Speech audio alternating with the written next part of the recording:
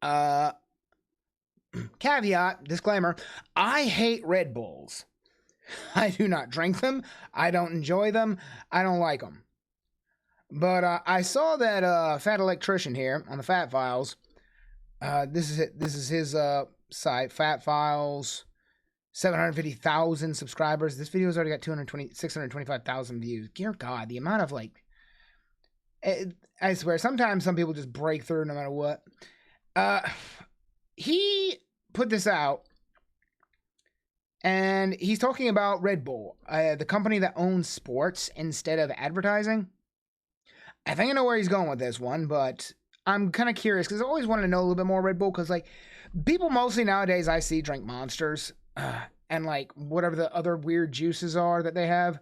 I don't touch energy drinks. The only thing I literally drink is Gamer Subs. Sponsor me. But,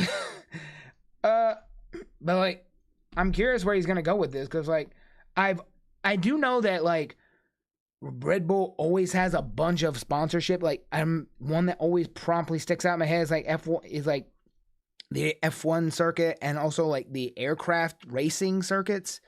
So he has my interest peaked. So why don't we watch this? Fat Files, a company that owns sports instead of advertising. Oh, forgot. CC. I'm remembering. The third largest beverage company on the planet. Today we're talking about Red Bull. Why are we looking into energy? Hold on. I had no idea that this was the third largest beverage company on the planet. Holy shit. Today we're talking about Red Bull. Why are we looking into energy drinks? One, because I drink energy drinks and I like them. And two, I actually own part of an energy drink company, Echelon, and I decided, if I want my energy drink company to be successful, I should probably look at what all the other successful companies are doing so I can replicate it or improve upon it. Genius. Be honest with you, I almost skipped right past Red Bull, went straight to Monster because... Stop. Literally? Literally, this is my strategy when it comes to VTubing.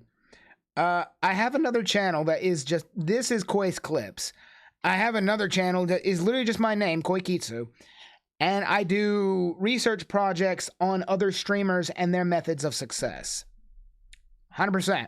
That's what I do. I have videos on Lily, Burnt Peanut, Connor, Nanners. I'm slowly building up more and more on them, but they take a long time to make, so there's not many of them. But that's what I'm doing. I'm researching other successful streamers to figure out, okay, how'd they do this? And again, I will say this a million times. 10% hard work, 9% dumb luck. But you need that 100, so you got to work hard for that 10%. Anyway. Well, honestly, I don't really like Red Bull. I think it tastes like cough syrup. It's got way too much sugar in it. I don't like their tiny little cans. You guys have seen my wife. I'm an Arizona tea-size can kind of guy. That means two things. Until I did the research for this video, I was thoroughly convinced the only reason Red Bull was still in business was because it tastes good mixed with vodka. And the only reason people think it tastes good mixed with vodka is because it's the only option of energy drink any bar ever has. But then the voice in the back of my head is like, wait a minute, why is Red Bull the only option in every bar ever? How come bars aren't offering White Monster or Cherry Lime Ghost or Echelon or any other energy drink that tastes 1,000 times better? And then also, how come every gas station I've ever been to has an entire, door dedicated almost exclusively to Red Bull while all the other energy drinks have to share shelf space? Because money. Next question. So I'm like, okay, maybe I'm living in a bubble. Maybe Red Bull's way more popular than I think it is. And boy, is it, because they have 43% of the global market share for energy drinks. To put that into perspective, they sold almost 14 billion cans of Red Bull last year. Okay, do you understand how big of a number 14 billion is? There's only 8 billion people. 200,000 tons of aluminum just for the cans alone. Okay, that's like 440 million pounds of aluminum every single year just in Red Bull cans. Okay, I'm just yelling big numbers at this point. To put it into perspective, the Iowa class battleships, the biggest battleship America's ever created, is 57,000 tons. You're putting out Red Bull cans equivalent to 4 of the largest battleships ever fucking made every single year. So yeah, they're way more popular than I thought, and we're gonna get into it right after a word from our sponsor. This video is brought to you by Henson's Shaving. Okay, look. Wait a minute. You son of a bitch. Are you double sponsoring? You are double shilling. How dare you? How dare you double shill? He already shilled his own freaking power drink. Now he's also got somebody who's sponsoring him. Oh my God. Respect the freaking hustle button, you mother. Sponsored the channel before, and every single time I get comments, why is the guy with the beard recommending a shaving product? Okay, I have to... I wonder if there's shaving other places he's doing. Question. It's not only the beard, but also dude's hairy as a fucking chimpanzee. Separate the face hair from the chest hair at some point, okay? There is some amount of shaving going on. And for that shaving, I use Henson's. Why? Because they sent me one for free 3 years ago and paid me a bunch of money to do ads for them. Obviously, you weren't expecting a YouTuber to be upfront about it, were you? Nope. But also, I wouldn't be doing the ads if I didn't like the company, so why do I like the company? Yeah, the product's cool. It looks cool, and it works. What else do you want from a razor? Oh, also, it's way cheaper than everything else on the market. It doesn't seem like it at first because the razor itself is $79.99. It's machined out of aircraft-grade aluminum, but once you buy it, you're done. It's gonna last you the rest of your life, and then the only thing you ever have to buy again to keep shaving is actual shaving safety razors, and that's it. You can get them from anywhere. All the safety razors fit. You don't have to buy their special proprietary ones, and it's like one box is $5, and it's lasted me 3 years. I haven't even got through my first box yet. Every other shaving company is like, oh, we buy our special handle, and then we have these click cartridges that go on top, and on the click cartridge, there's 17 different smaller razor blades, and there's this gel pad that gums up after 2 fucking uses, and by the way, it's 5 cartridges. It's like $30. It'll last you about a month. So you can basically spend like $30 to $40 a month on shaving stuff, or you could just pony up one time, buy the thing you need, and then you could shave for the rest of your life. That's it. That's the ad. Buy nice shit, buy it once, use it for the rest of your life. I'll have a link in the description down below. Back to the video. All right, let's take it from the top. I'm not sponsored by them, but I use a different company, and they're cheaper. That's all. 1976, Thailand. There's this guy by the name of Chaleo Yovuda. He grew up in rural Thailand as the son of a duck farmer, which I didn't know was a thing, but whatever. Anyways, he grows up, he decides he doesn't want to be a duck farmer forever, so he moves down to the big city of Bangkok, the capital of Thailand. While there, he works as a bus driver and a pharmaceutical salesperson, and then eventually opens up his own pharmaceutical company called TC Pharmaceuticals. They basically import cosmetics and That's an old-ass picture. Damn. antibiotics. And in 1976, he decides he wants to create his own energy tonic, which is a popular product in Asia at this point in time, not really popular or well known anywhere else in the world. Drinks were basically, kind of the it's same like in the predecessor to what we know as an energy drink today. It's these little shots that you can buy at the pharmacy. They've got caffeine, taurine, B vitamins, all the shit that's in a normal energy drink. You go to the pharmacy, you buy. I remember seeing those back at the gas station when I was a kid. Like them and like the anybody else remember like those Hornets or the Wasps, whatever they were called? Like the black and yellow pills that people took, then like everybody told you don't freaking take those. They'll make your heart explode. Is anybody else remembering this? Just me? Okay, carry on. You drink it. It's like drinking an energy drink. Buh! I heard they put bull cum in it too. Buh! Now, that sounds gay. no, they did not put bull semen in the Red Bull, okay? It's an internet myth. The whole myth comes from the word taurine, which is in like every energy drink ever. Taurine refers to the word Taurus, you know, like a bull, and everybody's like, oh, it must obviously mean bull semen. No, it's literally just a derivative of red meat, okay? You get taurine from eating a steak. They just extract. They squeeze the steak into your energy drink. Yummy. It and they put it inside the energy drink, okay? It's not that. Moving on. I assumed there was semen on everything. So he ends up making his own. He calls it Krating Dang, which is Thai for red gore, and a gore is like this type of bull-looking animal they have over in Thailand. It's like a symbol of strength. And from here, he just starts selling his product. He's a pharmaceutical rep. It's an easy layup for him, right? Oh, you want to buy this new energy tonic too? Great, here you go. And he's selling it to all these pharmacies. And then he decides, you know what? People that are shopping at pharmacies don't really need energy drinks. The people that need this are people like my parents, the farmers, the people like me when I was being a bus driver, like blue-collar people that are actually working for a living are the people that need this product. I need to market it towards them. So he starts marketing to the blue-collar workforce, and the main way he does this is by sponsoring Muay Thai fights, which is like the biggest sport in Thailand. It's like sponsoring the NFL in America. And pretty soon he goes from... Okay, he doesn't talk about it. Let me do a little caveat on Muay Thai. So I'm an amateur martial arts enthusiast. Like I've trained, I've done stuff, I've practiced. Like I kind of have the Muay Thai practice down, but like I'm not like an expert fighter. Like I could probably hold my own against most people, but like expert fighters with a large number of fights under their belt, I'd probably lose. I'd still swing, and then even if they knock me out, I'd get up and punch them so I could keep fighting. I don't like losing. But Muay Thai specifically focuses on like the main thing about Muay Thai is that they're known for like they have a lot of punches, kicks, and stuff like that. But like most martial arts do, they're known primarily for their hand and their leg toughening. Now, what does that mean? It means what they will do is they'll take their fist, and they usually practice on like soft banana tree, like young banana trees that are kind of like tough but not tough, and they will kick them over and over, repeatedly, over and over and over again. And they're doing this specifically so that they can actually toughen their legs, so that they can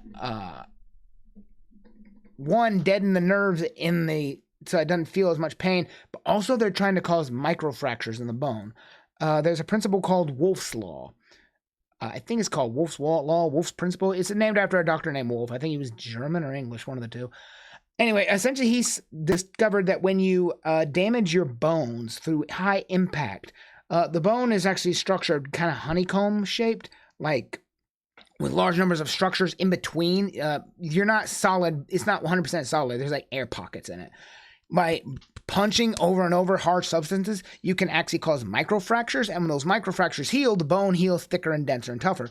So what they do is they do this over and over and over again, and there's practices in this on Okinawa and Ryukyu Islands as well when it comes to karate, actual karate, not the shit your kid goes to on the weekends, to where it will eventually make your knuckles toughen up and hardened to where you can punch and your damage does twice the shot. A lot of people say that boxers say that when they get punched by Muay Thai fighters, it feels like someone hit them with a loaded shot full in someone's boxing glove, and it just does more and more damage, more and more damage, more and more damage. And it's quite effective. Like, I've personally, a little personal anecdote, when I was in college, I actually punched someone. I got mad at somebody and they slammed a door in my face, so I punched the concrete wall next to their door.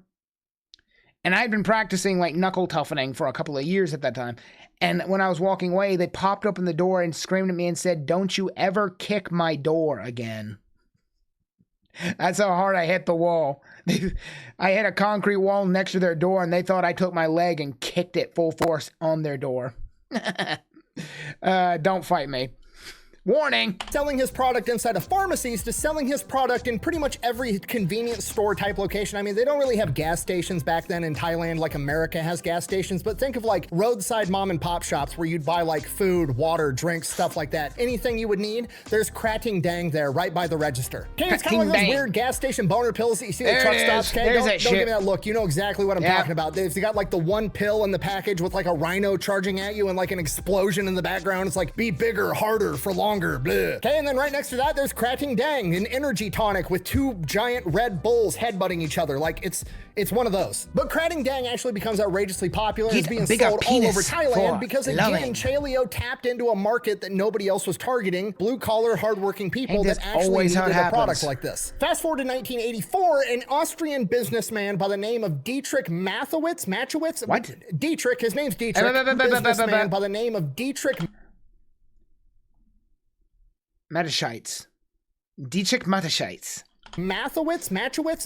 Dietrich, his name's Dietrich. You say your name right now. He's a marketing guy for some big company. He flies into Thailand for a business meeting. He's got jet lag, so before his business meeting, he stops at a convenience store, sees this energy tonic that's supposed to, give you a little pick-me-up, decides to drink it. It cures his jet lag. He absolutely loves it. Problem is, they don't have products like this anywhere in Europe where he's from. And he's a marketing guy. He sees the potential. So he ends up going to Chaleo and like, hey, we need to start a new company and start marketing this to Europe and the United States of America. People in the West would absolutely love this shit. So they end up working out a deal. Chaleo can keep Krating Dang. That's his own company. That's his thing. That's what they're going to sell in Asia. But they're going to start a new company to market this product in Europe and the United States of America. And nobody knows what the fuck a gore is in those places. So they're going to rename it to Bull, and they create what we know today as Red Bull. That's a tiny can. That's a short can. What the fuck? 49% owned by Chaleo, 49% owned by Dietrich, and 2% owned by Chaleo's son. You guys are getting paid? Dietrich then takes Krating Dang back over to Europe for product testing, and people do not like it. Okay, it's not very good. It's literally like medicine at this point in time. So they refine the formula, they add some sugar, they carbonate it, they make it more like a beverage, and then they send it back into product testing, and it does okay. Okay, this is the same flavor of Red Bull that we have today, right? Like, it's not good. And I'm assuming it's because flavor science back in like the 1980s wasn't that great. Like, energy drinks today, they taste... I don't believe that for a second. We've had Coca-Cola since the 1880s. Don't give them no excuse. No, it's Europeans They would never have discovered. It was only because we cut off their Coke supply in World War II they ever designed Fanta. They don't know how to make drinks. Except beer. The Germans beat us to that. And wine, the French. And ale, the British. I'm going to shut up. Exactly like Sour Patch Kids or Swedish Fish or anything that you can have a flavor for, they somehow managed to make that liquid taste like that. Like you could have a Doritos flavored energy drink if that's what you really wanted in 2026. How would you want that? And then you have like Red Bull, the OG energy drink, and it tastes like Red Bull. Like there's no even identifiable flavor that it kind of tastes like. It tastes like sweet chemicals. Kerosene is fuel, Brian. Red Bull is fuel. Kerosene is Red Bull. See, Brian? I feel great. Now, to most people, you'd be like, okay, well, let's figure out how to make it taste better so people will want to drink it. But Dietrich, being a mad genius, is like, no. Tasting like shit is actually a strength, because then if it tastes like medicine, people will know that it actually works. Which is one of those things where it's like, it's so stupid that it's actually brilliant, because that's exactly what a lot of people are going to think. Everybody else would have just thought it was another soft that drink. are like, no, if it sucks to do, it must be good for me. Okay, if you're not picking up what I'm putting down, I'm trying to tell you that Red Bull is like the craft beer of the energy drink world. Okay, we've all been around these craft beer people where you like go to the brewery with them and they're like, oh, do you like IPAs? Do you like sours? And you're like, I have no idea, dude. I just like beer. I want beer. Just I whatever want to you get hammered. recommend. That's what I'll try. And then they order you what they supposedly like and they hand it to you. It doesn't even look like beer. It looks like a potion that some wizard just made in the back. It's all thick and foamy and shit. It's always got some stupid name like, okay, this is my favorite IPA. It's Purple Unicorn Muffin Tops. Then you take a smell of it and it smells like grass clippings and regret. And you're like, you don't want to be rude, so you try this. That's the hops. Like if you don't do them right, the hops come out and they just have way too strong of a scent. Guys, good beer, and it tastes like you dissolved a pine cone in acetone. It's horrible. And then they get all smug and arrogant, like, oh, you don't like it? Can you not handle the hoppiness? You don't like the bitterness of it? Maybe your palate's just not refined enough. Like, no, fuck off. That tastes like carbonated tree bark. You know that tastes horrible. This tastes like somebody poured it for an old boot. Actually, it's a sneaker. Sorry, I'm getting sidetracked. Anyways, Red Bull is supposed to taste bad, like it's part of the marketing strategy. And from here, Dietrich really turns on the marketing genius, because he's like, you know what would pair perfectly with we've designed it to taste bad so people know that it works? If we combined it with being a luxury product. Krating Dang was marketed to, blue-collar, hardworking people. It was sold for fairly cheap. So Dietrich is going to take basically a carbonated version with more sugar of the same product. He's going to put it in a slimmer, fancy, prettier can, and he's going to market it to rich people instead and jack the price through the roof. This should not work, but damn it, it did. What the hell? Maybe I'm too smart to succeed.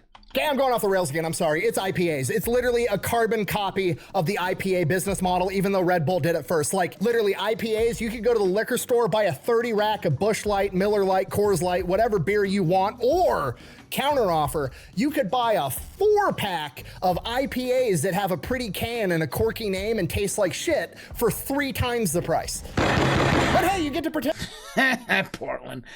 This to me is the same like mental disease that people have for when it comes to like, what am I thinking? Like modern art. Have you ever seen that shit? Like you'll go in there and someone will have like a trash can with like banana peel sticking out of it, and like you're like, oh, good. And here's somewhere I can throw my drink, maybe spit, so I can get this taste out of my mouth because it was a craft beer. And when you go over there, it's like the security comes up like, excuse me, sir, you can't do that. Why? Oh, yeah, that's an exhibit. The fucking trash can? Like that kind of shit. Like it literally just artsy fartsy assholes who are trying to be different because mommy didn't hug them enough. And like you're sophisticated and better than everybody else, so it's worth it. I'm sorry, I really don't like IPAs, if you guys can't tell. Moving on. Anyways, Dietrich jacks the price up. It costs like 9 cents to manufacture a can of Red Bull. They're selling anywhere from $3 to $6 a can, depending on size. Now remember, we're trying to sell this to rich people. We're trying to be a luxury item. Where do we go to target rich people? So they start selling this stuff at ski resorts. And around the same time in the late 1980s, there was this other thing going on at ski resorts that was like this cultural revolution around ski resorts. Snowboarding. It was like the skater rebellious version of skiing that was for more like grungy, less hoity-toity people. And you know who fucking loved Red Bull and energy drinks? It was all the snowboarders. And Red Bull kids. geniusly recognized this, right? Because sponsoring already established mainstream athletics is extremely expensive, but here's this other new up-and-coming sport that we think is gonna be big, and they already love our product. We're gonna start investing are in you that kidding? instead. So Red Bull starts sponsoring a bunch of dumb snowboarders, luck. and then that expands out into all the other extreme sports like skateboarding and BMX, and then it turns into Red Bull's just sponsoring anything that's like that high adrenaline junkie type stuff that you see Anything for the kids. They're aiming literally at the rich kids. That's what they're hitting. on the internet, like jumping out of planes in a squirrel suit, or like racing a car down a mountain really fast, like anything that's dangerous where you're like, holy shit, how does somebody get that good at doing that without dying? Red Bull's sponsoring that now. Then Red Bull realizes like, okay, this demographic is almost exclusively like young men, so that's our demographic. That's who we're gonna target. We're gonna target young dudes that wanna be amped up and do crazy shit. We can't target high schoolers yet because they're not of age, so we're gonna target the next best thing, college kids. Red Bull starts going to all the big party colleges in the country and starts finding like the guy that throws all the parties or like the fraternities and just starts giving them cases and cases of Red Bull for free. Like, here, drink this shit. They hired hot college chicks in little Red Bull mini skirts and outfits to walk around college campuses giving out Red Bulls for free out of cooler backpacks. All right, let's tick off what we know already. Bougie fancy shit. So they started off selling as like to fancy people for high dollar for energy. Then they realized, yeah, they're drinking it, but their kids are drinking it more. All right, where are their kids at? Kids heavily concentrated at college. All right, how do we sell it to them? What do most young men want to do? They want to be tough, action-oriented, and do dangerous shit. You don't believe me? Watch the old TV show, Jackass. What else? Oh, I know. What else sells? Sex. All right, find hot women and have them sell shit. Do you see how this works?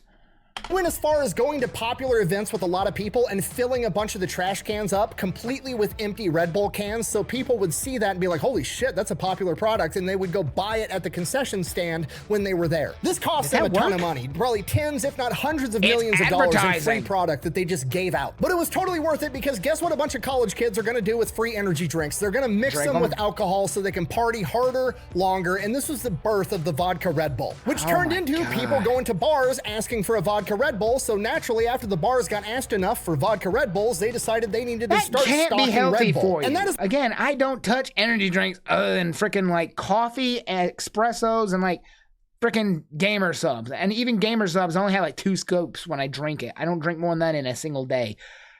But vodka plus Red Bull cannot be good for you. It can't. I refuse that. Your kidneys must shit kidney stones after that. God. Why bars pretty much exclusively only carry Red Bull and no other energy drinks because they were the only energy drink around and everybody wanted vodka Red Bulls. So when they started stocking Red Bulls so they can make vodka Red Bulls for everybody, Red Bull made them sign a licensing agreement like, hey, we'll give you this free little Red Bull mini fridge, we'll stock it for you, but here's the deal, you're only allowed to sell Red Bull energy drinks, and everybody agreed to it because at the time, they were the only energy drink around, and all those licensing agreements are still in place. And that's why almost every single bar, at least in the United States of America, just has Red Bull. So from here, Red Bull just becomes outrageously popular. Like, it is the OG energy drink. It's literally the 3rd most profitable beverage company on the planet. It's Coca-Cola, Pepsi, then Red Bull. And if we're hold on, let's read the rest of them, shall we? Nescaf. Okay, cocoa and like coffee. Monster. Monster's that far down? God, all I see is people power them all the damn time. Oh my God, Sprite. Interesting. Gatorade. Wow, they're pretty far down. Dr. Pepper, Mountain Dew, and Lipton. Dude, hold on. Look at the difference between Coke and Pepsi. Coke's almost double their size. Damn. Although, congrats to Monster. They moved from 6th to 5th, and they overtook Sprite. And Dr. Pepper moved up to 8 from 11. Kudos. being honest, Coca-Cola and Pepsi aren't really competitors with Red Bull because soda and energy drinks are 2 different things with 2 completely different markets. So as far as I'm concerned, Red Bull is the Coca-Cola of the energy drink world, and just like Coca-Cola, they also got accused of having cocaine in their drink. Yeah, around this time, Red Bull was getting super popular, obviously very popular with young people, so naturally, older people fucking hated it for no apparent reason. They're like, oh, it's bad for you, it's unhealthy. They're lecturing all the youth about it while drinking black coffee and smoking on a cigarette, explaining how it's bad for your heart. And then one of the things they brought up, just trying to pin Red Bull to the wall on anything they could find, was Red Bull had a like organics flavor that was Red Bull Cola, and it tested hot for having cocaine in it. Basically, because it was a cola flavor, they were using coca leaves, you know, Coca-Cola. They were using coca leaves. They were decoconized leaves.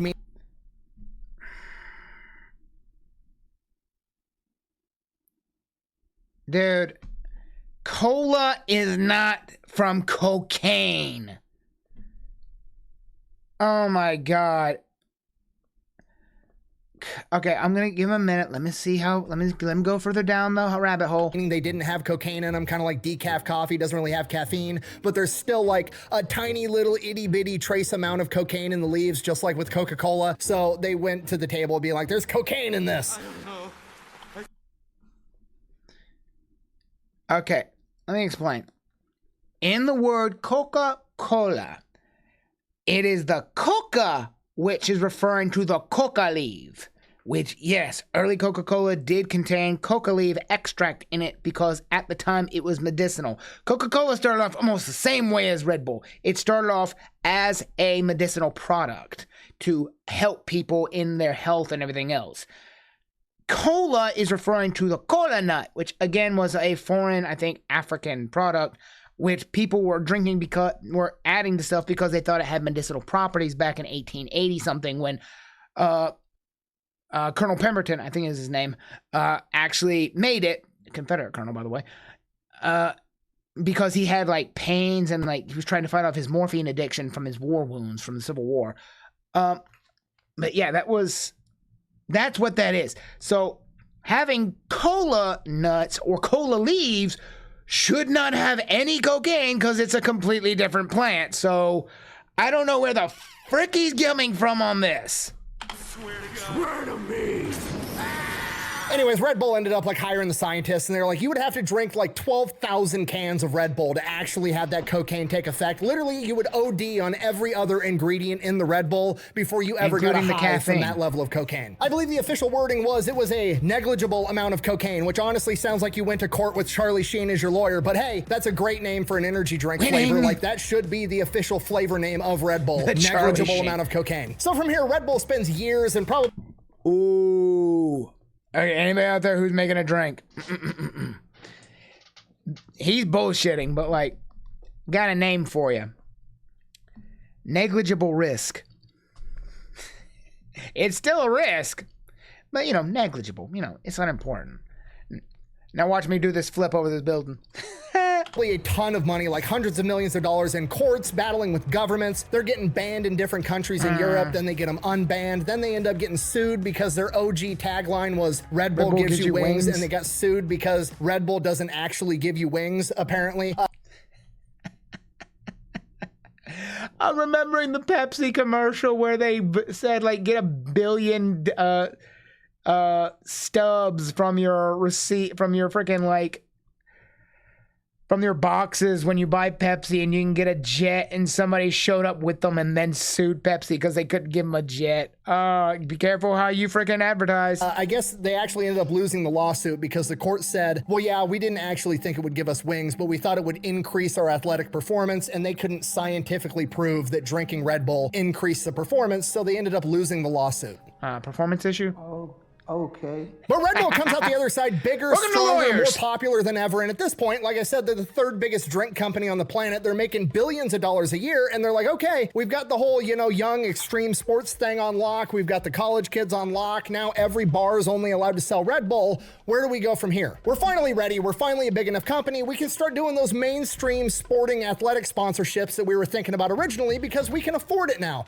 Not only can we afford it, we can afford to go a step further. You know what's cooler than sponsoring an athletic team or sponsoring an athlete? Just buying the fucking team outright. Red Bull just starts buying entire professional sports teams. They have one of the largest and most diverse professional sport team portfolios of any other entity on the planet. They're the only company on the planet that owns 2 F1 teams. They own 6 professional soccer teams, 6 pro hockey teams. They have a pro rugby team. Like, they own everything. And in another stroke of genius, never mind. They just own European sports. Because they're buying multiple sports teams in the same sport, they use one of the sports teams as like their main team with their best talent, and they use the other sports teams as like their reserve, where they train people up and get them really good and build them a fan base, and then they eventually migrate up to the top level team. And in doing this, they an have a athlete's junior pretty Major likely League. to end up being like a Red Bull soccer player his entire career, or a Red Bull F1 driver his entire career. So now not only is Red Bull associated with like the team franchise, it'd be like being associated with the Indianapolis Colts. Now instead,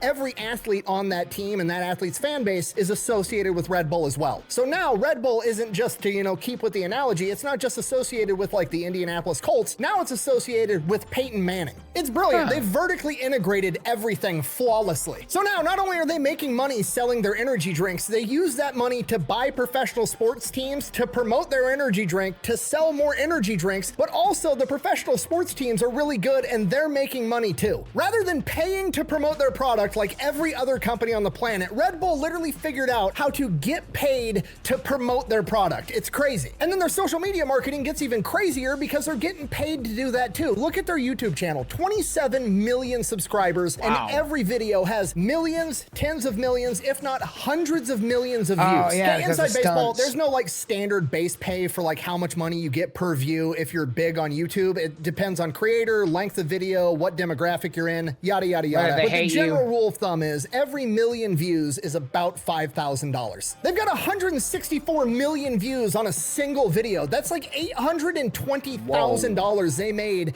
to promote their own product. And none of these videos come off as like an advertisement. It's all just crazy people doing crazy shit. Like they're doing parkour in an airport. There's one where they're like driving a 10-ton Red Bull truck down the most dangerous road in the world. There's another one where a dude skydives from outer fucking space. Like they just associated Red Bull with doing crazy cool shit. And they figured out how to get paid every single step of the way, because they're not just getting paid for getting 164 million YouTube views. That's 164 million people that just watched an inadvertent Red Bull advertisement and are now going to subconsciously associate Red Bull with doing something awesome. And that's the big takeaway from this. It's branding. Red Bull is not the best tasting energy drink. It's not the healthiest energy drink. There's almost no metric where you can give Red Bull the title of best at anything involving being an energy drink, but they have the best advertising. brand. It's not about being the best. It's about being the favorite, which makes complete sense because you have to appeal to human emotion. You have to connect to people to be able to get them to spend money on your product. Think about it like a UFC fighter. You could be the best UFC fighter on the planet. You're undefeated. You finish everybody in the first round. But if you're an unlikable asshole and you don't have any fans, you're not going to get paid a lot of money. You could be a B-tier fighter that goes in there and has entertaining fights. He wins some, he loses some, never becomes a world champion, but he's got a ton of fans because people like him. That guy's going to get paid more money by the UFC because that's how it goes, because he generates more money because he's the favorite. And Red Bull, because of their genius marketing strategy, is the favorite, and that's why they're successful. Thank you for watching. Best way to support the channel is go buy some merch, maybe drink some Echelon. All that's available over at thefatelectrician.com. Quack bang out. Go buy a I'm gonna shit. get so many requests to do a video on gas station boner pills. I know it. What, you don't have some in your pocket right now? Oh, God. Another great video by Fat Electrician. But yeah, no, what he said, perfect example. Like, I've done videos on this before. Streamers who, they're not the best at any game. They're not the best at anything, really. They're not the funniest. They're not the smartest. They're not anything else. They're just freaking entertaining. Which maybe reflects on myself and my career and makes me think something. I don't like that. Damn it!